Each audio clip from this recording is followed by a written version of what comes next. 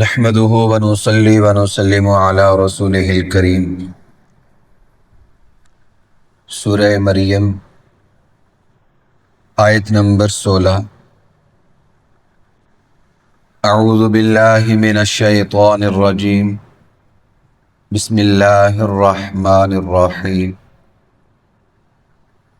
واذکر فی الکتاب مریم، اور آپ کتاب میں حضرت مریم صدیقہ کا تذکرہ کریں۔ اذ انتبذت من اہلہا مکانا شرقیا، جب وہ اپنے گھر والوں سے علیحدہ ہو کر ایک ایسی جگہ چلی گئی شرقیہ جو مشرق میں واقع تھی۔ فاتخذت من دونہم حجابا، پھر انہوں نے اپنے گھر والوں سے ایک پردہ کر لیا۔ فارسلنا الیہا روحنا، تو ہم نے ان کے پاس اپنا فرشتہ بھیجا۔ فتمثل لہا بشرا سویا، جو کہ ان کے سامنے ایک کامل انسان کی شکل میں متشکل ہوا۔ قالت، حضرت مریم صدیقہ فرمانے لگی، انی اعوذ بالرحمن منک، میں تم سے رحمان کی پناہ مانگتی ہوں۔ ان کنت تقیا، اگر تم نیک ہو تو ہٹ جاؤ۔ قال انما انا رسول ربک، فرشتے نے کہا، میں تو آپ کے پروردگار کی طرف سے رسول ہوں، بھیجا ہوا ہوں۔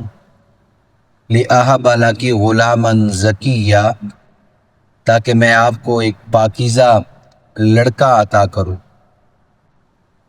قالت أَنَّىٰ يَكُونُ لِي غُلَامٌ، حضرت مریم فرمانے لگی کہ مجھے لڑکا کیسے ہو سکتا ہے؟ وَلَمْ يَمْسَسْنِي بَشَرٌ وَلَمْ أَكُ بَغِيًّا، کہ مجھے تو کسی انسان نے چھوا تک نہیں۔ وَلَمْ أَكُ بَغِيًّا، اور نہ ہی میں کوئی بدکار ہوں۔ قَالَ كَذَلِكَ، فرشتہ کہنے لگا اسی طرح ہوگا۔ قَالَ رَبُّكِ هُوَ عَلَيَّ هَيِّنٌ، آپ کے پروردگار نے ارشاد فرمایا ہے کہ یہ میرے لیے معمولی کام ہے۔ وَلْنَجْعَلَهُ آیَةً لِلنَّاسِ وَرَحْمَةً مِنَّا، اور تاکہ میں اس لڑکے کو لوگوں کے لیے نشانی بناؤں اور اپنی طرف سے خاص رحمت کا مظہر کروں۔ وَكَانَ أَمْرًا مَقْضِيًّا، اور یہ معاملہ طے پا چکا ہے۔ سورہ مریم کی جو ابتدائی آیات گزری ہیں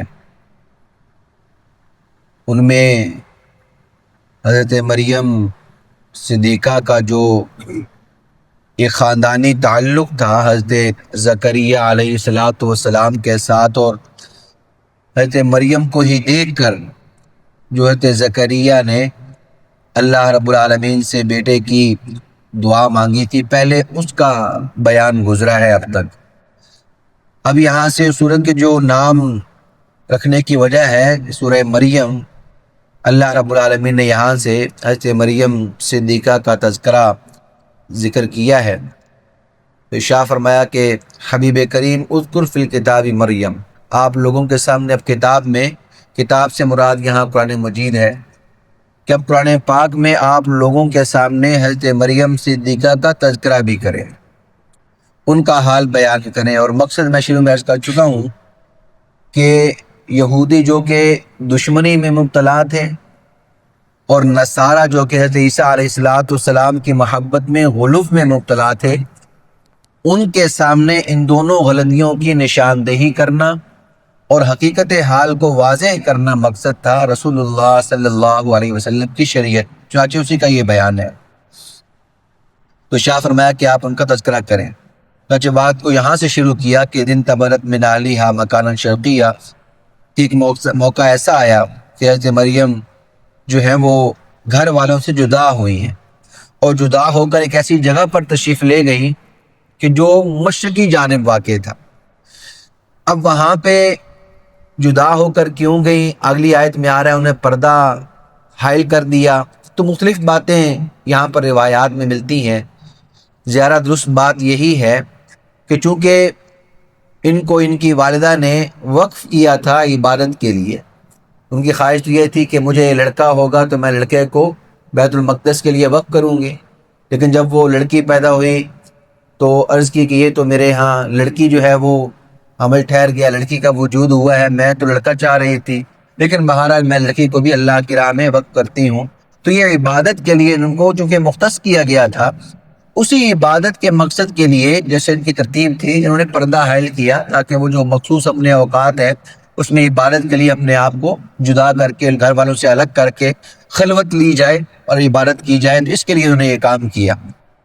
فَأَرْسَلْنَا إِلَيْهَا رُوحَنَا فَتَمَثَّلَ لَهَا بَشَرًا سَوِيًّا۔ اللہ رب العالمین نے شاہ فرمایا اس موقع پر جیسے یہ ترتیب میں اپنا یہ کام کیا کرتی تھی تو ہم نے ایک خاص دن میں ان کے پاس اپنا ایک فرشتہ بھیجا، فَتَمَثَّلَ لَهَا بَشَرًا سَوِيًّا، جو کہ ان کے پاس کامل انسان کی شکل میں ظاہر ہوا۔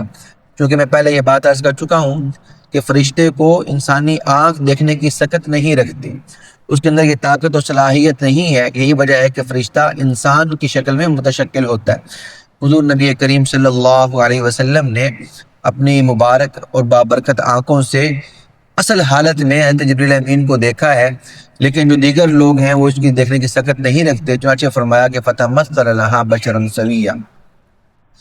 اب آگے جو ان کا رد عمل آنا تھا حضرت مریم صدیقہ کا سلام اللہ علیہا کا، اس رد عمل کا بیان ہے۔ قالت انی اعوذ بالرحمن من، وہ فوراً کہنے لگی کہ میں تمہارے شر سے رحمان کی پناہ میں آتی ہوں۔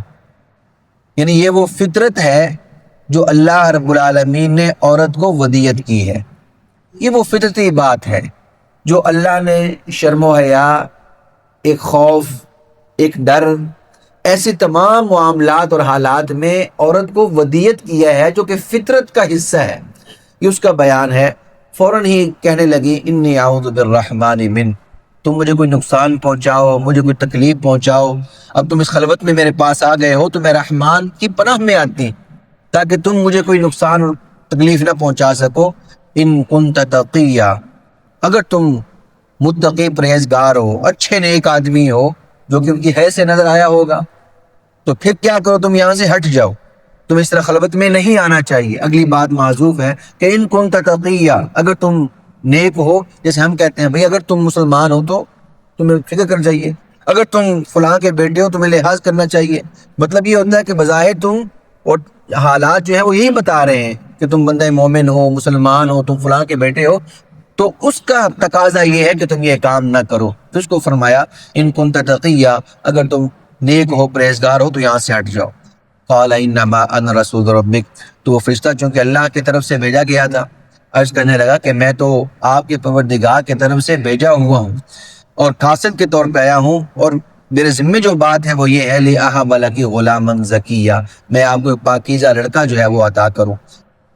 تو اگلی جو بات حضرت مریم نے کہی، قالت انا یکون لی غلام ولم یمسسنی بشر ولم اک بغیا، کہ جو ظاہر اسباب تقاضا کرتے ہیں وہ تو یہی ہے کہ اس میں دو جسموں کا آپس میں تعلق قائم ہوتا ہے، اس تعلق کی بنیاد پر اللہ تعالیٰ ان ظاہر اسباب کی حالت میں اولاد ودیت کرتے ہیں۔ تو ایسا تو نہ تو حلال رشتہ کوئی قائم ہوا ہے اور نہ ہی کوئی حرام رشتہ قائم ہوا ہے۔ ولم یمسسنی بشر، مجھے تو کسی انسان نے چھوا تک نہیں۔ اب وہ جب چھوا نہیں ہے، نہ تو حلت کے ساتھ چھونا ہے نہ ہی حرمت کے ساتھ چھونا ہے، تو جب چھوا ہی نہیں مجھے کسی انسان نے، تو انا یکون لی غلام، تو میرے لیے لڑکا کیسے ہو سکتا ہے، یہ کیسے ممکن ہے؟ قال کذالک، تو وہ فرشتہ کہنے لگا کہ نہیں، معاملہ ایسے ہی ہوگا، اسی حال میں ہوگا کہ آپ کو کسی انسان نے چھوا نہیں ہوگا اور نہ آپ کے ساتھ حلت والا رشتہ ہوا نہ آپ کے ساتھ حرمت والا رشتہ ہوا، لیکن معاملہ ایسا ہو کر رہے گا۔ کان امرا مقضیا، یہ بات طے ہو چکی ہے۔ اور یہ کیوں ہو رہا ہے؟ اللہ رب العالمین نے شاہ فرمایا کہ ہوا علیہ حین، پہلی بات تو یہ ہے کہ ہم اسباب کے محتاج نہیں ہیں۔ حضرت آدم علیہ السلام کی جو تخلیق ہوئی ہے وہ ماں اور باپ دونوں سے ہٹ کے ہوئی ہے، دونوں کا وجود نہیں ہے۔ اس کے بعد اما حوا کا جو وجود ہوا، اس میں چونکہ انہیں کی پسلی سے پیدا کیا گیا، تو ایک جہت سے باپ کا وجود ہے، ماں کا وجود نہیں ہے وہاں پہ۔ تو حضرت عیسیٰ علیہ السلام کو جو اللہ نے جو تعلق دیا ہے، اس میں ماں کی نسبت ہے لیکن باپ کی نسبت نہیں ہے۔ تو یہ تین چیزیں جو بن سکتی تھی، اللہ رب العالمین نے اپنی قدرت کا مظاہرہ کیا۔ اسی کو ارشاد فرمایا کہ یہ ہم اس لیے کر رہے ہیں لِنَجْعَلَهُ آیَةً لِلنَّاسِ، ہم لوگوں کے لیے سے نشانی مقرر کریں اور لوگوں کے لیے ایک معجزہ مقرر کریں، وَرَحْمَةً مِنَّا، اور خاص یہ ہماری رحمت کا مظہر ہو، وَكَانَ أَمْرًا مَقْضِيًّا، بات طے ہو چکی ہے، معاملہ ایسا ہو کر رہے گا۔ اب حضرت مریم صدیقہ سلام اللہ علیہ کے متعلق جو میں بار بار عرض کر رہا ہوں، یہ اللہ کی طرف سے نبی یا نہیں تھی۔ اس کی وجہ یہ ہے کہ قرآن پاک میں اگرچہ یہاں پہ نسبت کی ہے کہ ہم نے ان کے پاس رسول بھیجا، فرشتہ بھیجا، تو فرشتے کا تو عام طور پر نزول جو ہے وہ نبی کے پاس آتا ہے، رسول کے پاس وہ وحی لے کر پہنچتا ہے۔ تو یہ ایسے ہی ہے جیسے اللہ رب العالمین نے شہد کی مکھی کو ایک حکم دیا ہے، طبی طور پر، خلقی طور پر، یا آپ یوں کہ القائی طور پر۔ وہاں پہ جملہ آتا ہے وَأَوْحَى رَبُّكَ إِلَى النَّحْلِ، آپ کے پروردگار نے جو شہد کی مکھی، بات پیچھے آ چکی 14 پارے میں، اس کی طرف حکم بھیجا۔ اب وہاں پہ کوئی حکم فرشتہ تو لے کے نہیں آیا، اس کی فطرت میں یہ بات رکھی کہ تم نے یہ کام یوں کرنا ہے، یوں گھر بنانا ہے، پہاڑوں میں جانا ہے، رتوں میں جانا ہے، وہاں تم نے اپنا یوں چھتا بنانا ہے اور یہ رہنا ہے۔ تو چونکہ قرآن پاک میں ایک آیت موجود ہے وَمَا أَرْسَلْنَا مِن قَبْلِكَ إِلَّا رِجَالًا نُوحِي إِلَيْهِمْ، کہ حبیب کریم ہم نے آپ سے پہلے جتنے بھی انبیاء بھیجے ہیں إِلَّا رِجَالًا، وہ مرد ہی واقع ہوئے ہیں۔ اب وہاں پہ اس بات کو چونکہ صراحت سے بیان ہے کہ مردوں کے علاوہ اللہ نے نبوت نہیں جاری کی ہے، تو اس لیے یہاں پر جو نسبت ہو رہی ہے فرشتے کے نزول کی، تو وہ نسبت بطور وحی اور نبی کے نہیں ہے، بلکہ وہ نسبت بطور کرامت کے ہے، وہ نسبت بطور معجزے اس کے، یعنی کسی نیک بزرگ کے پاس اللہ کے کسی خاص مقرر فرشتے کا آنا یہ اس معنی میں ہے، وہ نبوت کے معنی میں نہیں ہے۔ اور قرآن پاک میں ایک دوسری جگہ اللہ رب العالمین نے شاہ فرمایا مل مسیح ابن مریم الا رسول قد خلت من قبلہ الرسل وامہ صدیقہ۔ حضرت عیسیٰ علیہ السلام کی جہاں والدہ کی بات آتی ہے، تعارف میں اللہ رب العالمین نے جملہ شاہ فرمایا امہ صدیقہ، آپ کی جو والدہ محترمہ تھی وہ صدیقہ تھی، حضرت مریم صدیقہ، یہ تعارف میں پیش کیا۔ تو جہاں کسی شخص کا تعارف کرایا جاتا ہے تو اس کی اعلیٰ سے اعلیٰ جو ڈگری اور عہدہ ہوتا ہے اس کو بیان کیا جاتا ہے، اور صدیقہ کے مقابلے میں اگر ان کے پاس نبوت تھی تو نبی ہونا یہ بڑا اعزاز تھا، تو یوں کہا جاتا وَأُمُّهُ نَبِيًّا، ان کی جو والدہ تھی وہ نبیہ تھی، یہ نہیں فرمایا وَأُمُّهُ صدیقہ، ان کی والدہ جو تھی وہ صدیقہ تھی، سچی تھی، نیک باز خاتون تھی۔ تو یوں تعارف کرانا اس بات کی نشاندہی کرتا ہے کہ حضرت مریم سلام اللہ علیہ صدیقہ تھی، وہ اللہ کی طرف سے نبی بنا کر نہیں بھیجی گئی تھی۔ وہ دوسری آیت تقاضا کر رہی ہے کہ نبوت کا جو سلسلہ رہا وہ فقط مردوں میں رہا، کسی عورت کو اللہ نے نبی بنا کر دنیا میں مبعوث نہیں کیا۔ اللہ رب العالمین مجھے آپ کو تعلیمات اسلام پہ عمل کی توفیق عطا فرمائے۔ وما علینا الا البلاغ المبین۔ الحمدللہ رب العالمین والصلاة والسلام علی سید الانبیاء والمرسلین رب ارحمهما كما ربياني صغيرا ربنا هب لنا من ازواجنا وذرياتنا قرة اعين واجعلنا للمتقين اماما اللهم انا نسألك الصحة والعفة والامانة وحسن الخلق اللهم ارنا الحق حقا وارزقنا اتباعه وارنا الباطل باطلا وارزقنا اجتنابه وصلى الله تعالى على رسوله النبي الكريم وعلى آله واصحابه اجمعين آمين برحمتك يا ارحم الراحمين۔